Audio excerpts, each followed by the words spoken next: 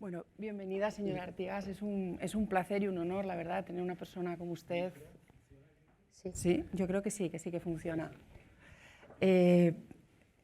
Bienvenida a esta sesión. La verdad es que estábamos muy expectantes por su intervención y le agradecemos enormemente su presencia.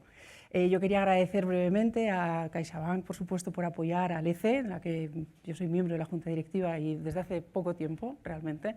Me enroló en esto Francesc Homs y su presidente, y es un orgullo que hayáis contado también con la Fundación Gabeiras para organizar este acto en este entorno tan maravilloso, Isabel, que es CaixaForum y que bueno, se dedica a actividades culturales que no son sino el campo y el puente del diálogo y del mayor humanismo que hay, ¿no? Que es la cultura.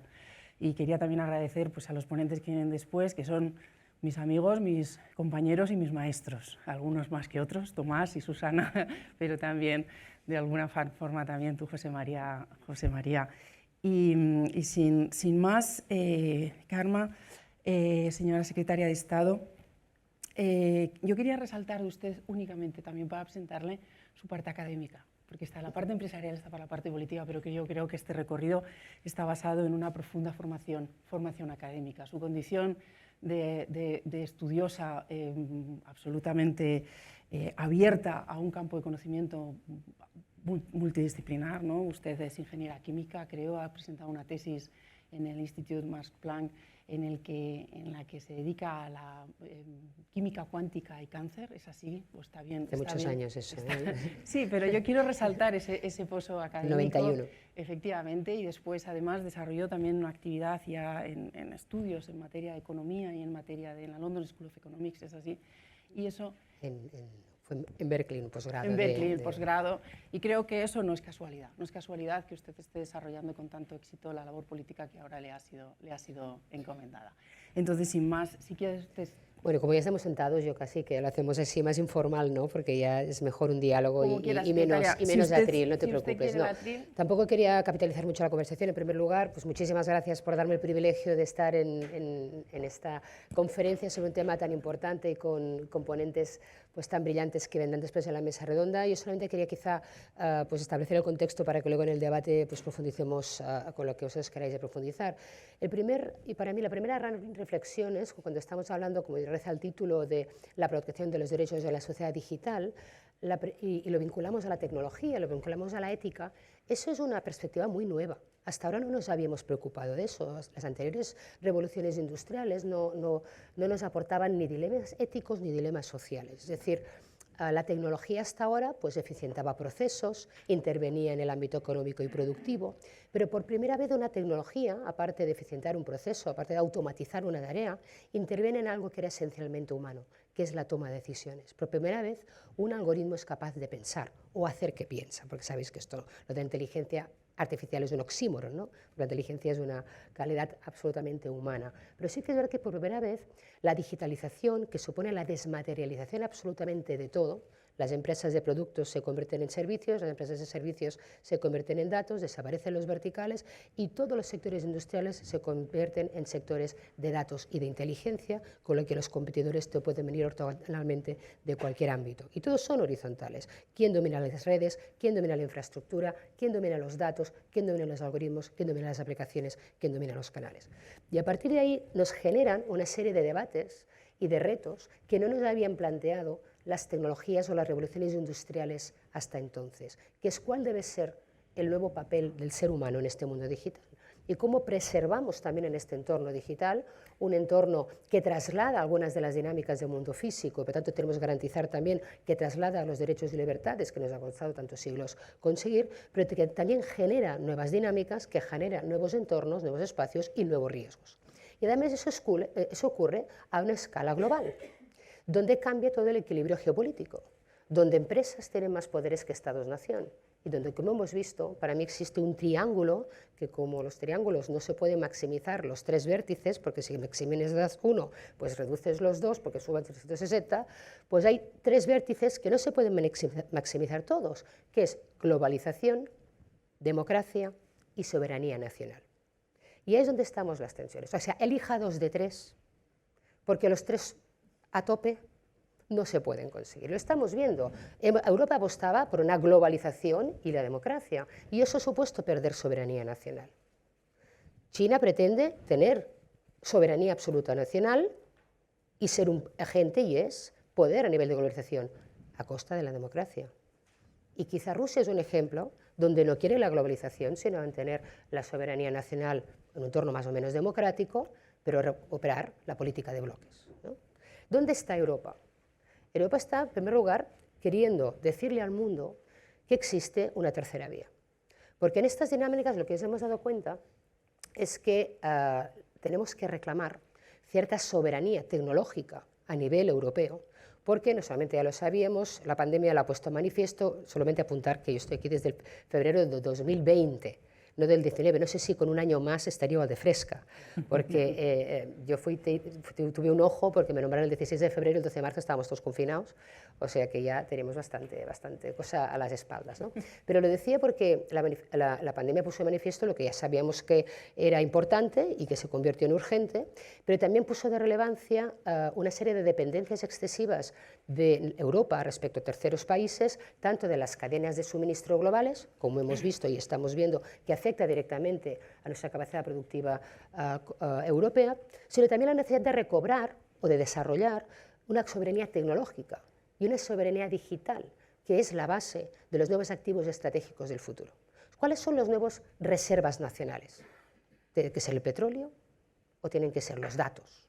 ¿O tienen que ser capacidad de producir mascarillas? Toda esta revolución que estamos viendo nos hace hacer estas nuevas preguntas. Y lo que queda claro es que si Europa no tiene capacidades de procesamiento de datos propios, procesamiento de datos en la nube, capacidad de generar innovación a través de la inteligencia artificial, no va a ser un actor relevante. De hecho, históricamente perdimos el primer tren. Perdimos el primer tren básicamente de los datos, porque estamos hablando de inteligencia artificial como gran paradigma de tecnología disruptiva, pero detrás hay tres grandes capacidades: las redes, la capacidad de tener datos, la capacidad de procesar esos datos en nubes, la capacidad de desarrollar innovación. Pues muy bien, Europa diríamos que perdió el primer tren, que fue el tren de los datos personales, ¿no? Recordabas mi trayectoria, lo cual dice, bueno, pues ya no me recuerdes la edad, porque claro, cuando ves la trayectoria dices, esta chica tiene una edad, pero claro, yo en 2006 monté una compañía de Big Data a nivel europeo. El 2006 es el año donde se crea Amazon Web Services, 2007 se crea Twitter, 2007 se lanza el primer iPhone, y Europa no estaba mirando lo que estaba ocurriendo.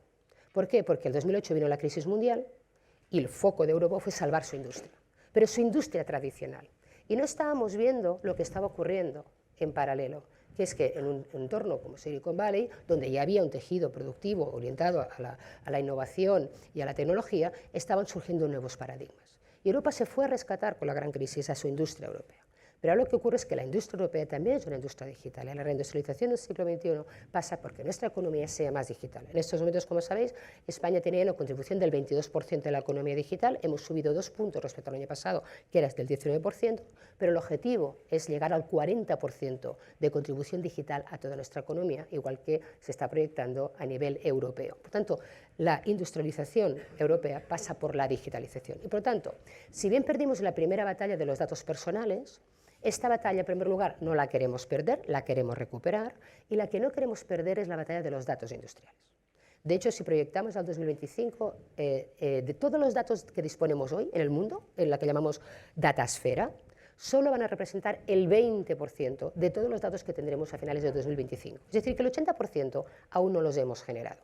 Por lo tanto, tampoco hemos perdido un tren tan importante, porque de esos 80% de datos que aún se tienen que crear, aproximadamente el 60-70% son datos industriales. Datos no de las interacciones de las personas entre sí, de las personas con Internet, sino de las interacciones de las cosas entre sí o de las cosas con Internet. Por tanto, ahí hay una gran oportunidad para Europa de reclamar ese espacio y defenderlo. Eso supone defenderlo, defender nuestros datos como activo estratégico nacional, a escala europea. Y ahí es donde Europa se lanza a regular algo que hasta ese momento no estaba regulado, que son, como hemos visto, los mercados digitales, las grandes plataformas, que son monopolios, y son monopolios no porque tengan una infraestructura diferencial, que ahora ya la tienen porque llevan 15 años de ventaja, sino sobre todo porque son monopolios de datos.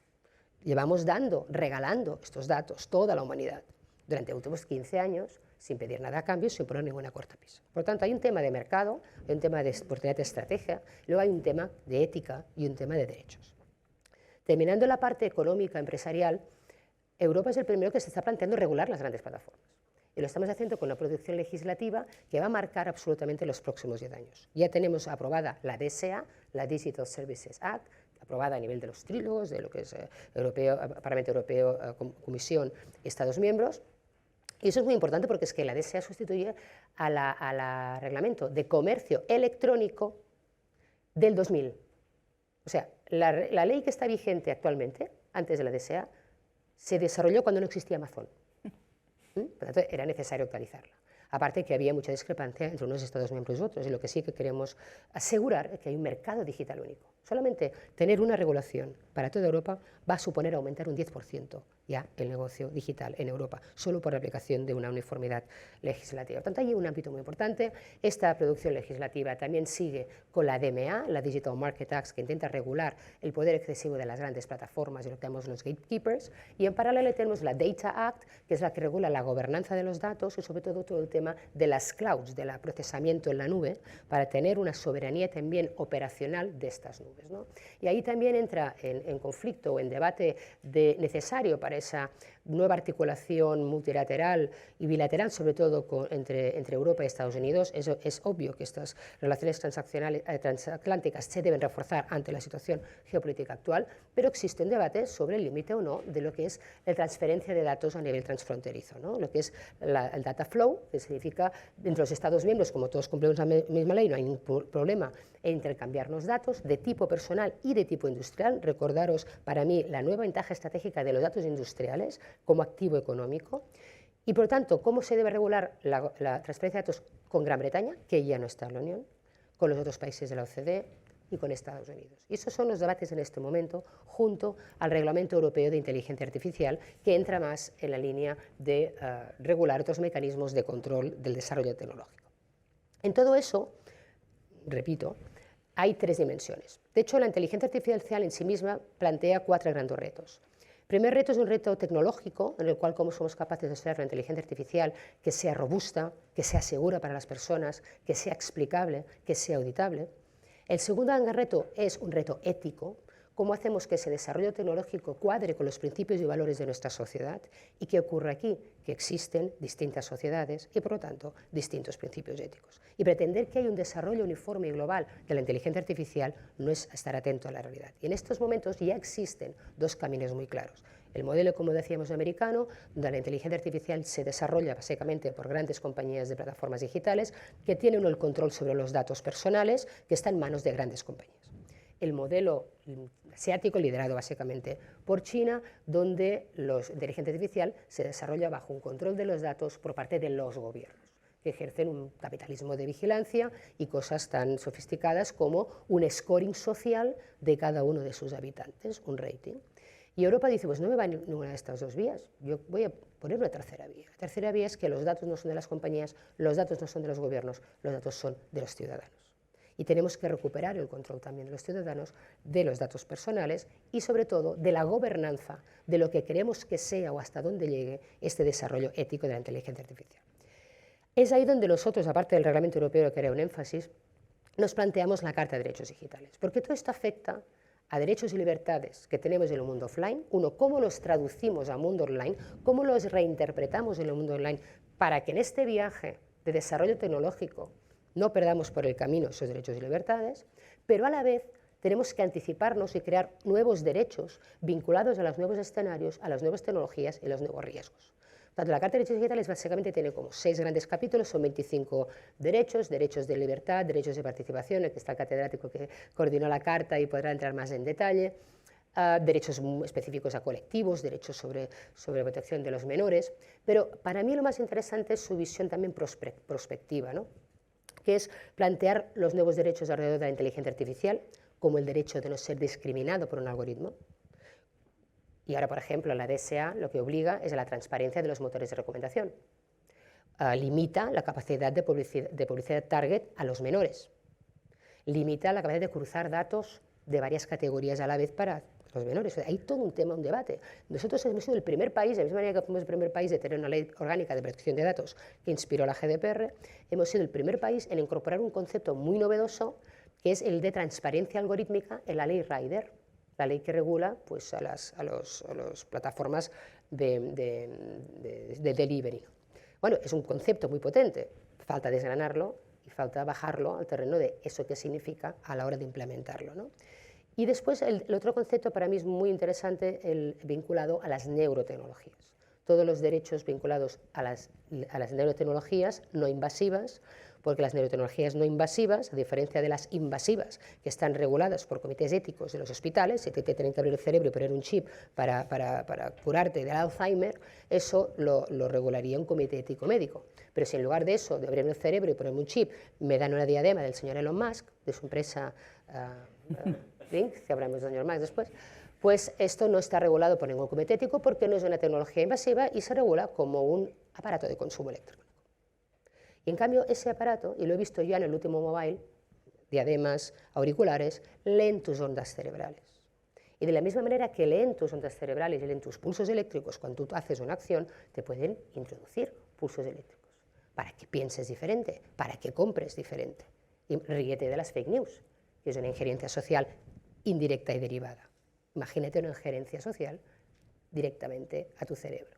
Pero estos retos que no son de futuro son de presente, y es cuando yo digo que nuestra generación, que es esa generación de transición a caballo entre dos modelos tecnológicos, un modelo industrial que no nos sirve y un modelo, diríamos, basado en el conocimiento y en la inteligencia artificial que aún está por afinar, si nosotros no resolvemos en esta generación de transición todos los dilemas éticos del desarrollo tecnológico, no habrá segunda vuelta. Igual que no hay segunda vuelta si no resolvemos el cambio climático, ¿no? Son los dos grandes deberes que tenemos para la próxima generación.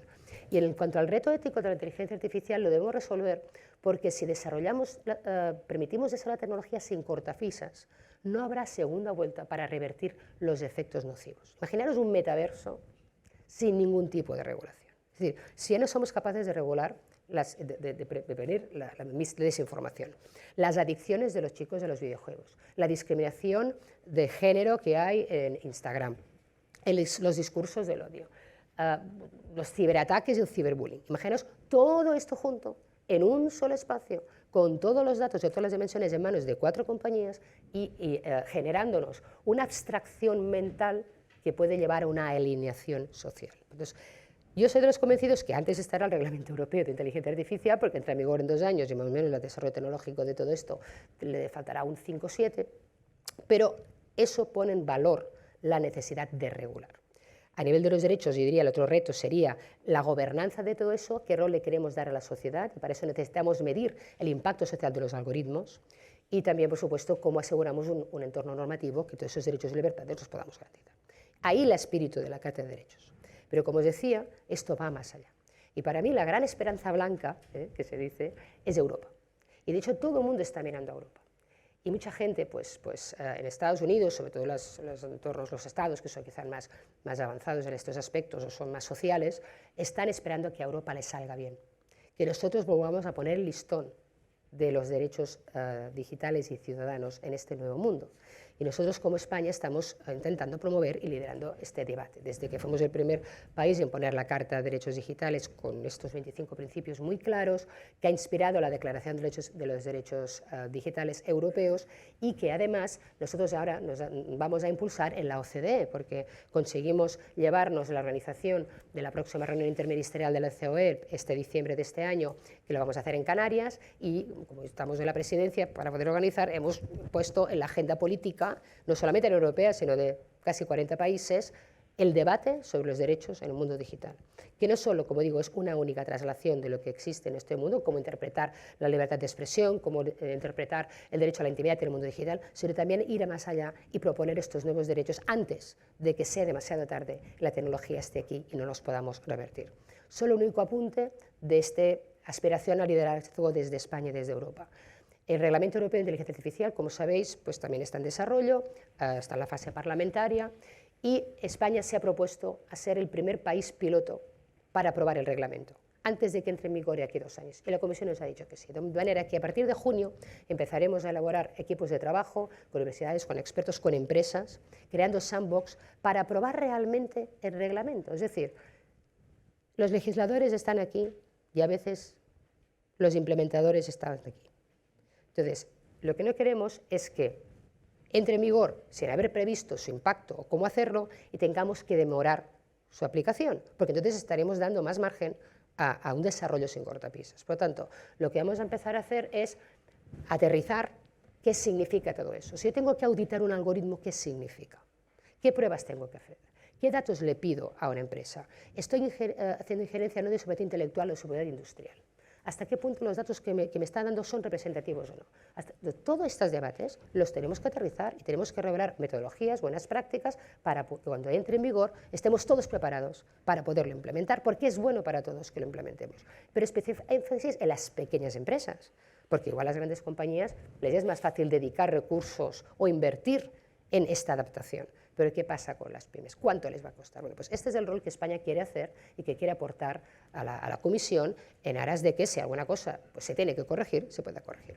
Y el segundo gran tema que yo creo que también es importante contarlo en este foro, porque también creo que es una aspiración de nuestro país, que entre nosotros ni estaba ni se le esperaba en estos debates, y estamos en todos, porque estamos marcando posición, estamos firmando declaraciones conjuntas con Francia y con Alemania. Ayer mismo pues, estaba hablando de la nueva regulación a través de ENISA, que es la entidad europea de ciberseguridad, de cómo vamos a certificar las clouds para garantizar que estamos inmunes ante la injerencia de leyes de otros países, como puede ser la cloud americana, que puede exigir por la puerta de atrás que nuestros proveedores de cloud den al gobierno americano los datos de nuestras empresas. Por tanto, todo esto como lo posicionamos, pues España será además el primer país del mundo en contar con una agencia estatal de supervisión de la inteligencia artificial. Y esto pues tenemos previsto hacerlo a finales de año, ¿no? Y supone un reto de definir sus funciones, de limitar sus funciones, pero sobre todo de anticipar este impacto social. Por lo tanto, yo creo que estamos ante un momento histórico único. El liderazgo europeo para mí puede convertir en la referencia mundial de lo que es el desarrollo de inteligencia ética. Quizá aquí lo haremos por regulación, siempre está este gran debate si Europa hiperregula. Yo digo que no existe regulación buena o mala, es regulación inteligente o no lo es. Y en este caso, la regulación debe tener un equilibrio ex ante ex post para no hiperregular a priori algo que está en permanentemente innovación y matar la innovación. Creo que el equilibrio del reglamento europeo lo consigue porque no regula tecnología, regula los casos de uso, sobre todo los casos de riesgo. Pero yo creo que en este contexto estamos dando un paso muy diferencial, porque si bien Europa quizá pone límites vía regulación, yo estoy convencida que en otros países lo van a hacer vía reputación.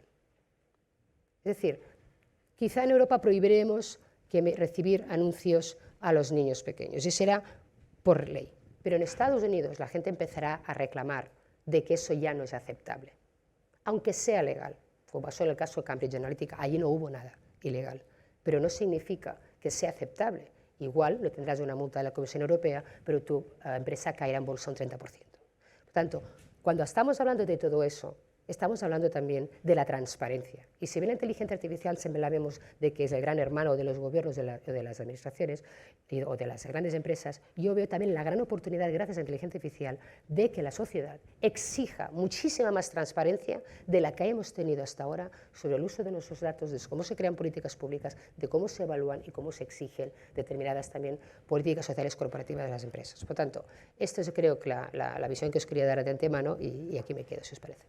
Bueno, señora secretaria de Estado, es apabullante la solvencia de su discurso y la... Yo creo que es lo que hemos sentido todos al escucharla.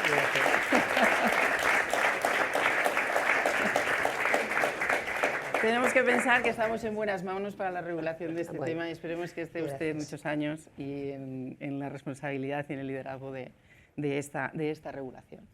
Regulación frente a autorregulación, ¿no? Son los dos modelos.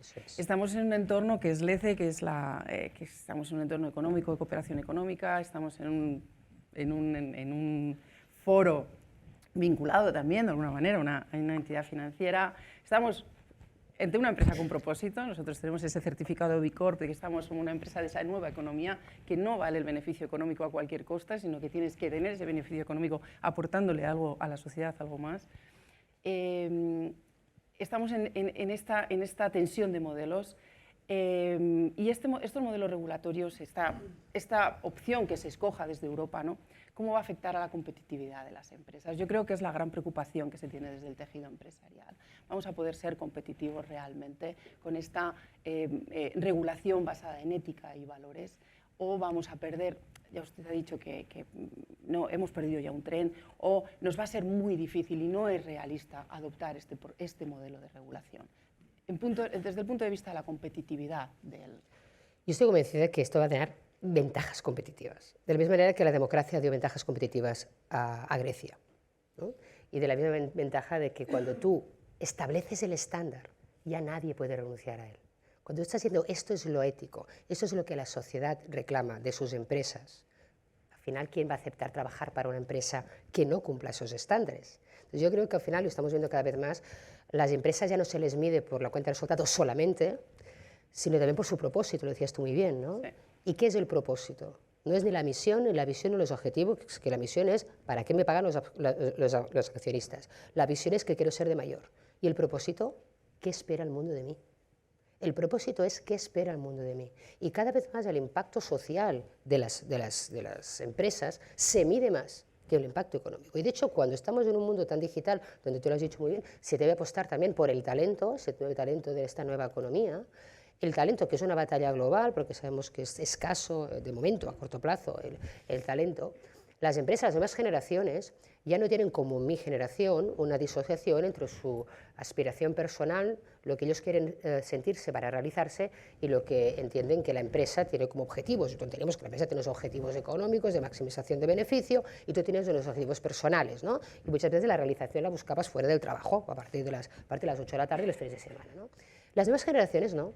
Las nuevas generaciones quieren que sus principios y valores estén absolutamente alineados a los principios y valores de la empresa por la que trabajan, porque ellos les están regalando su tiempo y ellos les están regalando el talento. Y en esta batalla global, ¿el talento dónde va a ir? A esas empresas con propósito que proyecten los valores que quiero yo. Y eso va a elegir dónde va a trabajar el talento. Las empresas ya no van a ir, las personas ya no van a ir donde están las empresas lo estamos viendo con el teletrabajo, van a ir donde está el talento. Y ahí también es un reto que tenemos como país, posicionar a España como un gran hub de talento internacional, atractivo para los emprendedores, atractivo para los profesionales con talento, atractivo para los datos y atractivo para la inversión. Y eso no se va a poder disociar. Por lo tanto, estoy convencida que la regulación, si la hacemos inteligente, es decir, que la hacemos este equilibrio ex ante ex post, va a convertirse en un estándar global, no va a ser un factor de pérdida económica. Además, yo creo que Europa es un ejemplo de cómo la regulación permitió crear un sector líder, que es el sector de la radio, ¿no? El sector de las comunicaciones móviles. Fue gracias a que Europa implantó el GSM como estándar único. Nosotros, que es que yo vengo ya de alguna batalla, en el año 99 estaba en Ericsson, llevando el Fondo de Capital Riesgo Europeo, y fue el despliegue del 3G. Y el 3G en Europa ya estábamos con el roaming en todas partes, no sé si os acordáis, pero los americanos iban con el Busca, con el pager, y no existía los SMS, y no existía el roaming entre estados. Y eso lo conseguimos, y conseguimos crear una industria líder gracias a una regulación unificada, ¿no? Aún seguimos siendo líderes de radio, solo falta ver pues que al final en Estados Unidos se perdió Motorola, se perdió pocas empresas y seguimos siendo líderes en radio. Pasa que el mundo se ha digitalizado y se ha virtualizado, ¿no? Pero yo quiero decir que no siempre la regulación es mala, yo creo que puede generar ventajas competitivas. Y hay otra cosa muy importante. Nadie va a poder renunciar al mercado europeo. Es decir, cuando el señor Zuckerberg se levantó con el pie izquierdo, dijo, pues no me gusta esta ley, me voy de Europa. Pues había alguien que seguramente se limpió las manos, que fue el TikTok, dice TikTok, qué fantástico, se va a Instagram, ya vengo yo con TikTok, no te preocupes, que si tú te vas, hay espacio para otro, ¿no? Y por otra parte, cae en bolsa, porque ¿quién va a renunciar al mercado europeo? Y apuestos a adaptarte a trabajar para el mercado europeo, porque no lo haces para todo, o vas a trabajar de 5 maneras distintas. Por lo tanto, estoy convencida que si eso lo hacemos bien, de manera unificada en toda Europa, va a generar, yo creo, ventajas competitivas y sobre todo un referente internacional. ¿Que va a ser un poco más caro? Seguramente que sí, igual que es más caro no contaminar, igual que es más caro pues no trabajar como mano de obra infantil, pero si no, no tendríamos derechos humanos, ¿no? Por lo tanto, yo creo que la economía pues se va a basar por muchos activos, algunos estrictamente económicos de beneficio, pero otros de impacto, y esto va a ser positivo para las empresas europeas. Sí. Y podemos entender entonces que este modelo regulatorio basado en la ética y en los valores debe hacer una llamada también al tejido empresarial para que se alinee con esos fines, ¿no? Y para que creemos ese tejido empresarial desde el sector privado. Mira, yo estoy convencida, y esto es una parte del trabajo que nos toca hacer de la Carta de Derechos Digitales. Nosotros vamos a empezar ya este año una campaña de adhesiones. ¿No? Como tú te adhieres a los Objetivos de Desarrollo Sostenible o te has adherido al Pacto Global de Naciones Unidas, ¿no? ¿Para qué? Porque las empresas que se comprometen a decir, yo tengo esta carta de referencia, voy a asegurarme que si yo implemento un algoritmo, una decisión automatizada, pues yo soy un banco y tengo claro que ese algoritmo de riesgo, pues tengo claro que no va a discriminar a priori ningún colectivo, pero en todo caso les voy a dar el derecho a una segunda opinión humana, o en mi comité de responsabilidad social corporativa voy a crear un subcomité sobre la ética de los algoritmos. Esas son las tendencias que tienen que venir, que se incorpore en la parte de responsabilidad social corporativa y que esa carta, que el nombre de carta también puede quedar a carta de navegación, ¿no? Sea como una gran guía de todo, una parte del desarrollo legislativo y normativo que tendremos a nivel parlamentario, pero también en las empresas una manera de ir avanzando en la sensibilidad y de entender el impacto, porque muchas no lo entienden, muchas empresas pues adquieren soluciones que son cajas negras. Y detrás de esas cajas negras, de esos algoritmos, nadie se ha preguntado cuáles son los principios que rigen esas decisiones. Y tú estás delegando, no, abdicando muchísimas decisiones de una manera automatizada. La inteligencia artificial te puede proponer escenarios distintos para que tú decidas con unas capacidades superiores al ser humano. Pero hay muchas de esas actuaciones que estamos abdicando porque son decisiones plenamente automatizadas. Y ahí, de la misma manera que que después del escándalo de Enron se les dijo a los bancos o a las empresas, oye, tú no puedes decir, mira, es que el sistema de financiero me ha dado un fallo y no sabía que esto estaba mal. No, perdón, tú eres responsable de la fiabilidad de tus cuentas y no le puedes pasar la culpa a que el productor de software que te hizo el RP pues lo haya calculado mal, ¿no? Tú eres responsable últimos. Y lo mismo pasa con los algoritmos, tú puedes decir, pues yo no sabía que esto discriminaba, ¿no? Tú tienes que preocuparte de analizar también esas decisiones. Entonces yo creo que esto es un avance de lo que de todas maneras va a llegar. Y los objetivos y los retos que tenemos desde el tejido empresarial. Ha hablado de discriminación y antes de dar la palabra a los asistentes, hay tres cuestiones dentro de la Carta que personalmente y en nuestra organización interesan sobremanera. Es la igualdad, artículo 8 o epígrafe 8, sí. Que además es curioso que sea el 8. Es verdad, no me he pensado. El derecho a la cultura, el derecho a libertad y creación cultural del artículo 24 y, por supuesto, el 22, la economía circular y la sostenibilidad. No podemos entrar en todos, obviamente, pero me gustaría que hablásemos cuáles los retos que en materia de sostenibilidad tiene este entorno digital, porque hay mucho que desarrollar desde ese punto de vista. Yo decía justamente los dos grandes retos a la vez de las siguientes generaciones, ¿no? Que tienen que ver con la sostenibilidad del modelo económico y con la ética del desarrollo tecnológico. En el propio plan de recuperación del Gobierno de España, pues las dos grandes palancas de transformación de la economía son la transformación digital y la transición ecológica. A la primera le estamos dedicando el 30% de los fondos de recuperación, el 30% de los 70.000 millones de la primera las transferencias, y al otro 36%, por tanto queda clarísimo que estamos ante una gran oportunidad histórica de cambiar el modelo económico, no es lo coyuntural, no queremos volver donde estábamos antes de la pandemia, sino salir muchísimo más reforzados y aprovechar esta gran oportunidad de inversión en nuestro país, en hacer esos cambios de calado a largo plazo que cambian estructuralmente el modelo económico, para una economía que sea pues, más resiliente, más productiva y más sostenible. La sostenibilidad necesita la tecnología. ¿Qué es lo que está permitiendo cambiar procesos productivos hacia la economía circular? La tecnología, la digitalización, la desmaterialización de productos y servicios, el menos consumo de determinadas materias primas en función de otras, ¿no? Y eso para mí es clave. Y la sostenibilidad también se entiende, no solamente desde el punto de vista medioambiental, sino también sostenibilidad ética, sostenibilidad de que no hay de lucha contra la desigualdad, de reducir las brechas. Y yo creo que eso también es una gran labor. Debemos aprovechar esta oportunidad para transicionar hacia otro modelo económico y productivo y aprovechar para reducir las brechas que aún existen, de ámbito socioeconómico, de ámbito, por supuesto, de género, de ámbito generacional. Hemos visto con el tema de la Goiri, pero por supuesto reaccionasteis rápido, ¿no? Pero a priori no te estás dando cuenta de algunas demandas latentes que siguen entre la sociedad. Cuando estamos en plena pandemia, nos dimos cuenta que en España había 700.000 hogares que no podían dar formación online a sus hijos porque no tenían un ordenador. 700.000 hogares en España. Y esto lo revertimos pues, también con programas de Educa en Digital. Tanto, siguen habiendo muchas, diríamos, brechas que debemos aprovechar. La primera es la de la conectividad, que esto ya la estamos resolviendo, España es el país mejor de conectividad. Y segundo es la brecha de las habilidades digitales, porque si tenemos, como tenemos aún, 33% de la población sin habilidades digitales básicas, esto estamos generando una exclusión digital que irá acompañado de una exclusión económica. Por tanto, yo creo que esta es una gran oportunidad, la sostenibilidad en conjunto es fundamental para el modelo económico y se alimenta de la tecnología. Y luego hay otra doble dimensión que estamos incorporando en España, es que no solamente la tecnología debe servir, por ejemplo, para mejorar la eficiencia de los procesos y consumir menos energético, tenemos varios PERTEs, como es el PERTE de la digitalización del ciclo del agua, o todos los temas de las smart grids, es decir, la tecnología ayuda a minimizar el consumo energético y del impacto medioambiental con la economía circular, y estamos revirtiendo al revés. Queremos desarrollar tecnología verde por diseño. Y esto lo estamos haciendo en el Plan Nacional de Algoritmos Verdes. Somos el primer país que habla del Green Tech. El Green Tech significa, yo porque tengo que esperar a que, que cuando llegue el proceso de inteligencia artificial al data center, me tengo que asegurar que este data center está alimentado con fuentes renovables, que emite poca energía, que emite poco calor. Muy bien, esto lo haremos, pero ¿por qué no lo hacemos por diseño? Porque diseñamos algoritmos que de entrada consuman menos energía, necesiten menos nodos, es decir, el blockchain verde. O sea, el blockchain, a pesar que se utiliza en la industria de energía en muchos procesos, es lo antisostenible, ¿no? Los procesamientos del lenguaje natural también son muy ineficientes tecnológicamente. Entonces tenemos que empezar, de la misma manera que las cosas deben ser éticas por diseño, deben ser verdes por diseño, y también empezando por el desarrollo tecnológico.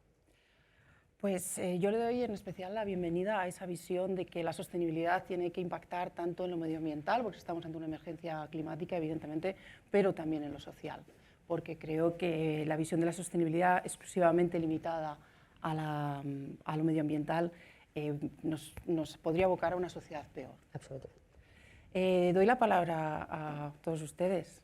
Si alguien quiere plantear alguna pregunta, creo que teníamos una oportunidad de una o dos preguntas, porque estamos a 5 minutos de tener el coffee break.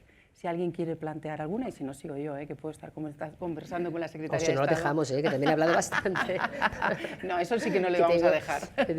Tenemos personas muy importantes para escuchar después. Perdón, ¿sí? Me han dado el micrófono. Sí, es Fernando Zunzunegui, profesor de... Soy el presidente de la Fundación FinSalud y comisionado del Defensor del Pueblo para estudiar la exclusión financiera. Y siempre hablamos de los cambios tecnológicos desde el punto de vista de las ventajas, pero nos hemos encontrado con que también puede traer algunas desventajas, y hemos visto recientemente toda una campaña de unas personas, los mayores, particularmente en el sector financiero, que se hayan podido sentir excluidas. ¿Qué podemos hacer para salvar esta brecha digital y para que nadie quede atrás? Muchas gracias. Pues tal vez has dicho, la digitalización, la tecnología no sustituye lo humano, no sustituye la presencialidad. Y lo hemos visto, hemos teletrabajado muchísimo, pero se puede teletrabajar muy bien, pues haciendo tareas repetitivas, pero cuando tienes que crear, te tienes que encontrar. Y una reunión, yo siempre digo, no conozco ninguna empresa que durante la pandemia haya tenido un problema con un cliente y lo haya resuelto online. Al final tienes que coger y ir a ver al cliente, ¿no? Pero yo creo que eso de pensar que tecnología sustituye lo humano es todo lo contrario. Debe amplificar la capacidad, ¿no? Pues igual no llegas con una oficina y llegas con una red, pero no significa que tengas que excluir la presencialidad. Yo creo que esto también se ha aprendido, yo creo que se había maximizado el poder de la tecnología en la conectividad. Hay personas que nunca se van a poder transformar digitalmente, porque son generaciones que, como nosotros, somos la única que hemos vivido digital y analógico, la siguiente ya es 100% digital, pero aún así el tacto humano, la presencialidad va a ser muy importante, ¿no? Evidentemente la tecnología ofrece muchas oportunidades, desde la asistencia remota, llegar a un pueblo, lo estamos viendo en España, pues hay pueblos remotos que pues, están manteniendo ahora ya a sus jóvenes porque saben que desde un pueblecito de Soria puedes trabajar por Silicon Valley, porque te llega la banda ancha. Y entonces tiene todo ventajas. Para mí la tecnología amplifica, la tecnología suma, pero nunca puede restar. Y justamente en todo este debate sobre cómo es el ser humano en el mundo digital, yo siempre digo algo que los filósofos como tú me vais a tirar encima porque no tiene ninguna consistencia intelectual, pero yo lo pienso así, ¿no? Siempre hemos definido el ser humano como el ser racional. Y yo justamente creo que lo que nos va a hacer más humanos va a ser lo irracional, porque las decisiones basadas en la razón las va a tomar un algoritmo, y nosotros nos tocará tomar las decisiones basadas en la emoción, ¿no? El trade-off entre beneficio absoluto y tal, entre compasión, entre pasión, entre emoción. Yo creo que justamente lo que nos va a hacer más humanos no va a ser la inteligencia cognitiva, porque eso se va a poder automatizar, sino justamente la inteligencia emocional. Y el tracto humano, la atención, y sobre todo en colectivos vulnerables, es algo que yo creo que va a ser insustituible. De momento sabemos que un robot tiene sensores, pero no significa que pueda sentir. Yo creo que aquí está la gran oportunidad del ser humano. Igual ya no nos podemos definir como el ser más inteligente del planeta, porque habrá cosas más inteligentes que nosotros, pero solamente nos podremos definir como el más adaptable del planeta o con la mayor capacidad de emoción, ¿no? Y luego ya me riñes. ¿Tenemos una pregunta? Sí, buenos días. Enhorabuena por su presentación magnífica. Soy Rafael García Valdecasa, soy el defensor del cliente del BBVA. Yo quisiera plantearle una cuestión que para mí es de enorme importancia. En este momento, la digitalización está produciendo una intrusión de delitos cibernéticos verdaderamente extraordinaria. En el ámbito bancario se están produciendo fraudes cibernéticos utilizando las cuentas de los clientes a través de procedimientos muy sofisticados. Yo, como defensor del cliente, lo que estoy viendo es que no hay, por parte de la sociedad o por parte de la Administración, una reacción para proteger a los clientes. Las formas de fraude son verdaderamente novedosas. Los delincuentes cibernéticos van por delante de los bancos y se está produciendo unas defraudaciones verdaderamente asombrosas. Yo creo que debería haber, por parte de la Administración, por parte de la asociación bancaria, una reacción potente para proteger a los clientes. Y si salimos del ámbito bancario, yo creo que también en el ámbito general se produce una intrusión en la vida privada que realmente es peligrosa y muy mala para el conjunto de los ciudadanos, pero sobre todo en el ámbito bancario donde me preocupa, porque el aumento de los fraudes cibernéticos tiene una situación actual verdaderamente dramática para los clientes.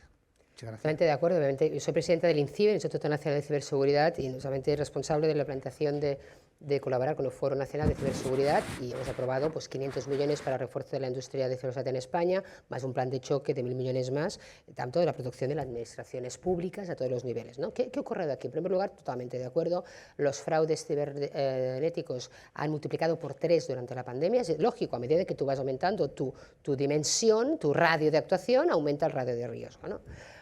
También falta mucha cultura de la ciberseguridad, y nosotros no paramos en dar formación, que sepa todo el mundo que hay un teléfono que se llama el 017, que es gratuito y es de 24 horas, para que con cualquier consulta de cualquier pequeño empresario que sospecha que le ha enviado una factura falsa, o que un padre que piensa que su hijo está demasiado horas en ordenador y no sabe si tiene una adicción, o cualquier riesgo de ciberbullying o cualquier riesgo pues de fraude, se puede pues llamar al 017, que es un equipo de expertos de todo tipo para resolverlo. Pero también falta mucha cultura empresarial para invertir también en ciberseguridad, que España, las pymes invierten menos de un 2% en ciberseguridad. Es como dejarte la puerta de tu tienda con las llaves puestas, ¿no? Entonces yo creo que primero hay una parte de cultura de la ciberseguridad, entendiendo que la ciberseguridad en estos momentos sabéis que es el delito número 1 a nivel global. O sea, lo que es como delito organizado es el número 1 por delante del narcotráfico y de la prostitución. O sea, que estamos hablando y sabemos, y aquí yo distinguiría entre ciberseguridad y ciberdefensa. Hay cosas del ámbito de la ciberseguridad que entrañan en seguridad nacional, y sabemos que ciertos países auspician ataques cibernéticos masivos que han minado también procesos democráticos, y sabemos todos los sospechosos habituales cuáles son, pero eso está a otra esfera, ¿no? Y esto de que a mí me atacan, yo qué sé, un departamento de seguridad de un país, 4 chavales en el garaje, esto ya es que no se lo cree nadie, esto es crimen organizado a escala. Y eso tiene unos mecanismos de contención concretos que requieren una coordinación internacional, por supuesto, en estos ámbitos, ¿no? Pero a nivel de escala de lo que es aplicar pues, la ciberseguridad en nuestros negocios, no son ataques tan sofisticados, son muy conocidos, que requieren cierta prevención, cierto conocimiento, cierta inversión y también disponer de esos perfiles, ¿no? Y en eso absolutamente estamos. Solamente el programa este que solamente conocéis, que es el del kit digital, que es el programa de bonos de digitalización para las pymes, contempla una de las categorías principales, lo que es la ciberseguridad. Vamos a lanzar, y estamos lanzando muchísimos planes de difusión de la ciberseguridad, tanto en institutos como en escuelas como en empresas. el sector de la ciberseguridad en España es muy importante. Tenemos grandes polos de industrias, está pues León con el ICIBE, pero también está el País Vasco con la ciberseguridad industrial, está Málaga también con todo el tema de grandes compañías, y allí, como digo, vamos a invertir 500 millones para desarrollar este sector y también tener tecnología europea en estos ámbitos, porque al final también en estos ámbitos tan críticos Europa también no va por delante, ¿no? Y yo creo que forma parte del riesgo cero, no existe, pero realmente pues, hace falta esa nueva cultura, ¿no? Y también yo creo que yo hablaba con gran empresa de seguros, ¿no? También hay gran oportunidad de negocio, ¿no? De buscar nuevos seguros ante nuevos riesgos. Yo creo que es una dinámica, creo que vamos a hacer una muy buena labor en la concienciación de la ciberseguridad, con campañas distintas que hacemos, pero sobre todo en el tema de herramientas. Yo también animo, por supuesto, desde el ámbito bancario, a difundir la importancia de esta inversión en ciberseguridad, que digo, en el caso en general de la empresa española es muy buena, la grande, pero en las pymes es menos de un 2%. A nivel de la Administración General del Estado, que sepáis que España es, en el ranking mundial, es el cuarto país más ciberseguro del mundo. El cuarto. El segundo de Europa, solo detrás de Estonia, que es muy pequeño y no tiene nuestra complejidad. Estamos al mismo nivel que Singapur y solo detrás de Estados Unidos y de Corea del Sur. Por tanto, estamos muy bien a nivel de ciberseguridad de la Administración General. El punto débil es la Administración local, que también vamos a dedicar pues, una parte importante de los 1.000 millones de euros de transformación digital en las administraciones públicas, para que también los pequeños municipios puedan dotarse de herramientas de ciberseguridad, y al final un ataque te entra por el ordenador de una oficina de un pueblo, ¿no? El ordenador personal de oficina de un pueblo, ¿no? Y bueno, pues también estamos hablando de la seguridad de las redes, entre todos los temas de seguridad del 5G, y yo creo que tenemos que empezar a entender que eso va a estar aquí, pero que existen ya los mecanismos para protegernos. Y detrás de aquí pues, hará falta mucha cultura y hará falta muchos profesionales. De hecho, en un estudio que hicimos, en España en estos momentos faltarían 60.000 profesionales de ciberseguridad de aquí 5 años si no hacemos nada. Por tanto, hay una gran oportunidad también de crecimiento en ese sector. Y de nuevo apelar al sector privado para que esa parte de la educación financiera lo amplíe a la educación financiera digital, que es el gran riesgo ahora mismo. Señora Francesc, por supuesto. Desde la responsabilidad que ostengo como presidente de la LECE, pero también como ciudadano de este país, darle las gracias a usted porque una persona con sus capacidades y su trayectoria haya aceptado un cargo público como el que ostenta. Yo sé esto, qué es lo que supone, ¿no? Después de escucharla y de entender pues, el panorama que tenemos y de la responsabilidad que tiene usted en la posición que tiene como responsable del Gobierno de España en estas materias, debo en primer lugar valorar la decisión personal que usted ha tomado de entregar su energía y su tiempo a esta responsabilidad.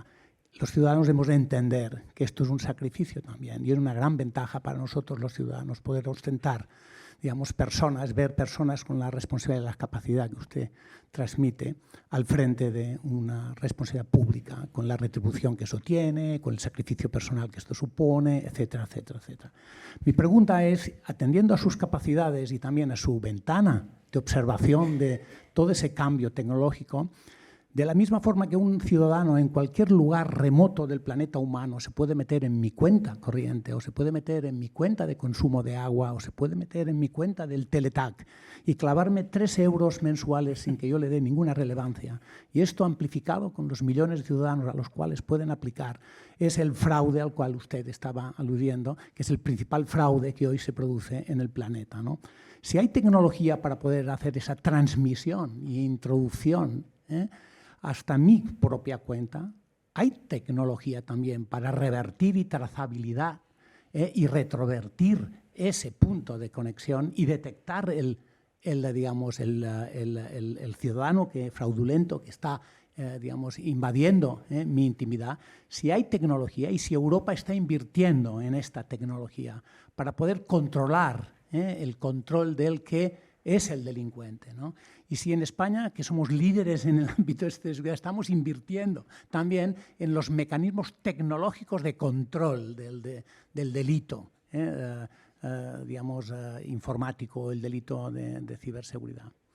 Bueno, pues evidentemente la industria, el desarrollo de I+D del ámbito de la ciberseguridad, pues se está invirtiendo muchos millones a nivel mundial y Europa también está invirtiendo muchísimo en crear estas capacidades, ¿no? Que son al final desarrollar tecnologías como es el gato y el ratón, ¿no? Al final el delincuente va quizá por delante y tú vas detrás intentando buscar el parche de esa vulnerabilidad, porque muchas veces el delincuente no es cibernético, no es que genere la tecnología para atacar, sino que encuentra los agujeros, porque la tecnología no es perfecta y busca las vulnerabilidades. Algunas vulnerabilidades, la más normal, no es que hagan nada sofisticado, es que detectan tu password o hacen ingeniería social para detectar. Hay mucha gente, o sea, ¿cuántos de vosotros cambia el password del módem? Ese password del módem cuando te ponen en casa o de Telefónica, que es infumable, con 200 letras, cada vez que viene la amiga de tu hijo y te pide el wifi, tienes que poner aquí el adhesivo, hacer una foto y tú sigues tecleando las 25 cifras, cuando lo puedes cambiar a un nombre. Te quiero decir que hay cosas que a veces son muy sofisticadas, sobre todo de entrar en sistemas de inteligencia nacional y procesos que están bloques físicos. Los ataques más virulentos muchas veces son desde dentro. A ver, los hackers son gente que puede tener infiltrada gente dentro de las organizaciones, pero los ataques más comunes muchas veces vienen por los puntos débiles que son muy básicos, ¿no? Y evidentemente se tiene que invertir en tecnología, la inteligencia artificial ayuda, sobre todo la parte más importante de contravenir la ciberdelincuencia es anticiparte, es la detección temprana de esos riesgos, ¿no? Por ejemplo, el mecanismo de ransomware primero navega, detecta una vulnerabilidad, luego avisa al otro virus, y el otro virus luego ya entra por la puerta que le ha abierto el primero y pues ahí te encripta el fichero y luego te pide un rescate, ¿no? Muchos ataques, cuando los hemos cortado, cuando hemos visto que estaba a punto de comunicarle la puerta de entrada, entonces ahí cortas las comunicaciones. Hay muchas estrategias, pero al final lo que estamos hablando es que la tecnología tiene que invertir. El problema es que la inteligencia artificial se basa en patrones y lo que es la vulnerabilidad es solo detección de anomalías, porque lo raro es que tengas un ataque, no tienes datos para entrenar los ciberataques, porque tú no tienes siempre ciberataques, tienes uno de cada, ¿no? La proporción de los datos son la anomalía, entonces hay otro tipo de técnicas.